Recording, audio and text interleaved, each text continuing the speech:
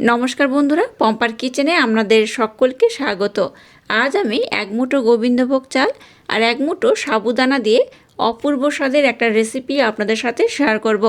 একদম ইউনিক পদ্ধতিতে বানানো এই রেসিপিটা একবার না বানালে ভীষণ মিস করবেন, আর একবার বানিয়ে খেলে আপনাদের বারবার বানিয়ে খেতে ইচ্ছা করবে। অল্প একটু খেলে দেখবেন মনই ভরবে না, আর যাকে বানিয়ে খাওয়াবেন জিজ্ঞাসা করবে এটা কিভাবে বানিয়েছেন। তাহলে চলুন দেরি না করে আজকের এই অপূর্ব স্বাদের ইউনিক পদ্ধতিতে বানানো এই রেসিপিটা দেখে নেওয়া যাক। আজকে আমি সাবুদানার গোবিন্দভোগ চাল দিয়ে যে রেসিপিটা বানাবো তার জন্য দেখুন প্রথমে নিয়েছি ছোট্ট বাটির মাপ করে হাফ বাটি সাবুদানা, আর নিয়েছি এখানে গোবিন্দভোগ চাল। সাবুদানা এখানে যেটা বড় দানা হয়, মানে যে সাবুদানাটা একটু বড় হয় সেই সাবুদানা এখানে ব্যবহার করতে হবে। ছোট সাবুদানা নিলেও হবে, তবে আজকে যে রেসিপিটা বানাবো তার জন্য কিন্তু এরকম বড় সাবুদানা হলে রেসিপিটা বেটার হয়। তো এটাকে আমি 2 ঘন্টার জন্য ভিজে রেখে দিয়েছিলাম, তারপর আমি আপনাদের দেখাচ্ছি। আর এখানে সাবুদানাটা দেখুন আমি 2 ঘন্টা পর ভিজিয়ে একদম নরম করে নিয়েছি। আর এখানে নিয়েছি গোবিন্দভোগ চাল। গোবিন্দভোগ চালটাকে আমি 2 ঘন্টা আগে ভিজিয়ে দিয়েছিলাম, মানে দুটো উপকরণ আমি 2 ঘন্টা আগে খুব সুন্দর করে ভিজিয়ে দিয়েছিলাম। আর এটাকে জল ঝরিয়ে নিয়ে দুধের মধ্যে দিয়ে দিয়েছি। অল্প একটু দুধ দিয়ে আর এক মুঠো গোবিন্দভোগ চাল, খুব বেশি নয়, দেখে বুঝতেই পারছেন একদম এক মুঠো গোবিন্দভোগ চাল নিয়েছি।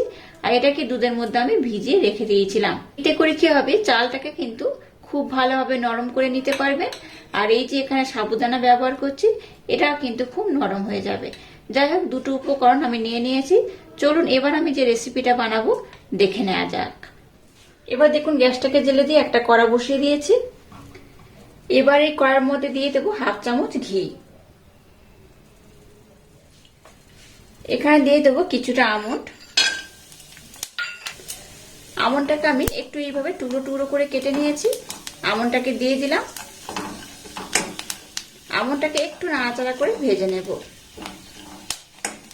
দিয়ে দেবো অল্প একটু কিশমিশ। আপনারা চাইলে এখানে কিন্তু কাজু বাদামও ব্যবহার করতে পারেন আর অন্যান্য ড্রাই ফ্রুটও ব্যবহার করতে পারেন। দিয়ে দেবো অল্প একটু সিমাই। সিমাইয়ের পরিমাণটা দেখে বুঝতেই পারছেন কতটা কম পরিমাণ আমি ব্যবহার করেছি। এবার এই কটা উপকরণ একসাথে একটু আমি নাড়াচাড়া করে নেব। খুব লাল করে ভাজার দরকার নেই, এইভাবে একটু নাড়াচাড়া করে নিলেই হবে। এটাকে দেখুন আমি কিন্তু খুব সুন্দর করে নাড়াচাড়া করে ভেজে নিয়েছি। এবার এই উপকরণগুলোকে আমি উঠিয়ে নেব। ছোট্ট বাটির মধ্যে উঠিয়ে নিলাম। এবার দেখুন ঘন করে জাল দিয়ে রাখা লিকুইড দুধ দিয়ে দেব। একদম ঘন করে আমি ক্ষীরের মতো করে জাল দিয়ে নিয়েছি, দেখে বুঝতেই পারছেন। গ্যাসের ফ্লেমটাকে এবার লো টু হালকা মিডিয়াম দিয়ে দুধটাকে একটু ফুটিয়ে নেব। যেহেতু এটাকে ঘন করে আগে থাকতে আমি জাল দিয়ে রেখে দিয়েছিলাম, তাই প্রথমে দুধটাকে একটু ফুটিয়ে নেব। খুব ঘন করার দরকার নেই, যেহেতু আমি আগে থেকে ঘন করে রেখে দিয়েছি। আর আপনারা যারা একদম টাটকা দুধ ব্যবহার করবেন, মানে আগে থেকে জাল দেবেন না, তারা কিন্তু একটু ঘন করে ফুটিয়ে নেবেন। এখানে আমি কিছু উপকরণ তো অ্যাড করব, তবে সেটা একটু পরে। তো এই মুহূর্তে এটাকে আমি প্রথমে একটু ফুটিয়ে নেব। দুধটাকে দেখুন একটু ফুটিয়ে নিয়েছি। এবার এখানে মিষ্টির জন্য ব্লেন্ড করা মিছরি দিয়ে দেবো 2 চামচ। খুব বেশি দেবো না, একটু হালকা মিষ্টি আমি ব্যবহার করছি। আপনারা যারা বেশি মিষ্টি পছন্দ করেন মিষ্টির পরিমাণ একটু বেশি দেবেন। দিয়ে দেবো সামান্য একটু এলাচ পাউডার।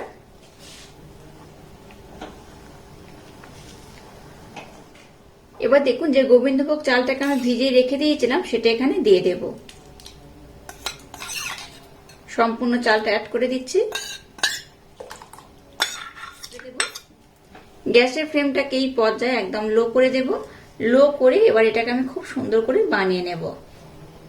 প্রথমে আমি চালটা দেওয়ার পর 3 থেকে 4 মিনিট সময় দিয়ে একটু ফুটিয়ে নেব। তারপর আমি আরো কিছু উপকরণ একটার পর একটা কিন্তু ব্যবহার করব। গোবিন্দভোগ চাল যেটাকে আমি ব্যবহার করলাম 2 থেকে 3 মিনিট সময় দিয়ে একটু ফুটিয়ে নিয়েছি। এবার দেখুন যে সাবুদানাটাকে ভিজিয়ে দিয়েছিলাম সেটা এই পর্যায়ে আমি দিয়ে দেব।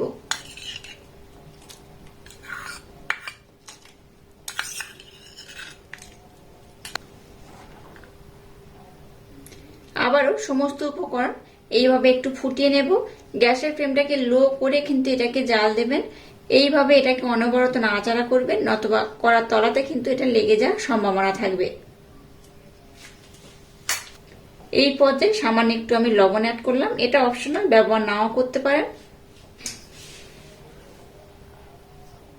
এটাকে এবার একটু ঘন করে ফুটিয়ে নিতে হবে। চালটাও খুব ভালোভাবে সিদ্ধ হয়ে যাবে, খুব বেশি সময় লাগবে না, কারণ চালটাকে আমি খুব ভালোভাবে ভিজিয়ে নরম করে নিয়েছিলাম। আর সাবুদানাটাকেও আমি খুব সুন্দর করে কিন্তু নরম করে নিয়েছি, তাই এটা হতে খুব বেশি সময় লাগবে না। আরো 10 মিনিট এটাকে আমি খুব সুন্দর করে ফুটিয়ে নেব। গ্যাসের ফ্লেমটাকে একদম হাই দেবেন না, লো করে ফুটিয়ে নিতে হবে। গ্যাসের ফ্লেমটাকে লো টু মিডিয়াম দিয়ে এটাকে দেখুন খুব সুন্দর করে বানিয়ে নিয়েছি। আর দেখে বুঝতে পারছেন 1 মুঠো গোবিন্দভোগ চাল আর 1 মুঠো সাবুদানা দিয়ে অপূর্ব স্বাদে একটা পায়েসের রেসিপি আপনাদের সাথে শেয়ার করলাম। আশা করছি আপনাদের ভীষণ ভালো লাগবে। আর কত সুন্দর একদম ঘন করে মাখো মাখো করে নিয়েছি, দেখে বুঝতেই পারছেন। এটাকে কিন্তু আরো খুব বেশি ঘন করা যাবে না। এবার একদম শেষে একটা উপকরণ এখানে আমি অ্যাড করব। আমন্ড, কিশমিশ আর সিমাই যেটাকে আমি ভেজে নিয়েছিলাম সেটা এবার এখানে আমি দিয়ে দেব। অল্প একটু রেখে দেব যাতে আমি ডেকোরেশন করে নিতে পারি। আর এইভাবে অল্প একটু দিয়ে দিলাম। এটাকে দেওয়ার পর আর একবার একটু নাড়াচাড়া করে নেব। একদম ইউনিক পদ্ধতিতে এই পায়েসটা আমার মতো বানিয়ে দেখবেন। যাকে বানিয়ে খাবেন সেই আপনাকে প্রশংসা তো করবে, আর কিভাবে বানিয়েছেন সেটাও জানতে চাইবে। আর এইভাবে একবার খেলে আপনারাও দেখবেন বারবার বানিয়ে খেতে ইচ্ছা করবে। একবার হলো ট্রাই করতে পারেন, একদম ইউনিক পদ্ধতিতে বানানো। এটাকে আমি আর কিন্তু খুব বেশি ঘন করব না, এটা ঠান্ডা হলে আর একটু ঘন হয়ে যাবে। এবার এটাকে আমি নামিয়ে নেব, অন্য একটা পাত্রের মধ্যে সার্ভ করে আপনাদের দেখাবো এটা কত সুন্দর হয়েছে। এবার দেখুন এটাকে অন্য একটা পাত্রের মধ্যে সার্ভ করে নিচ্ছি। এটা একবার আমার মতো বানিয়ে খেয়ে দেখবেন। একবার বানিয়ে খেলে এর স্বাদ সারা জীবন মুখে লেগে থাকবে। শুধু তাই নয়, যাকে বানিয়ে খাওয়াবেন সেই আপনাকে ভীষণ প্রশংসা করবে। এটাকে দেখুন খুব ভালোভাবে আমি একটা পাত্রের মধ্যে সার্ভ করে নিয়েছি। এবার একটু ডেকোরেশন করে দেব। যেটাকে ভেজে অল্প একটু রেখে দিয়েছিলাম উপর থেকে এইভাবে দিয়ে দেব। দেখুন এটাকে আমি কত সুন্দর করে বানিয়ে নিয়েছি আর কত অপূর্ব দেখতে হয়েছে। এটা দেখতে যেমন সুন্দর হয়েছে, খেতে কিন্তু তেমনই অপূর্ব, অসাধারণ। দেখেই আপনাদের মনে হচ্ছে না যে এক্ষুনি এক বাটি কিন্তু খাওয়া হয়ে যাবে। আর অল্প একটু খেয়ে দেখবেন মনই ভরবে না। তো যাই হোক, আজকের এই অপূর্ব স্বাদের ইউনিক পদ্ধতিতে বানানো এই পায়েসের রেসিপিটা যদি আপনাদের ভালো লাগে তাহলে চ্যানেলটাকে লাইক, শেয়ার, কমেন্ট এবং সাবস্ক্রাইব করবেন। আর পাশে থাকা বেল আইকনটা প্রেস করে দেবেন। তাহলে টাটা, আবার দেখা হচ্ছে নতুন কোনো রেসিপি নিয়ে।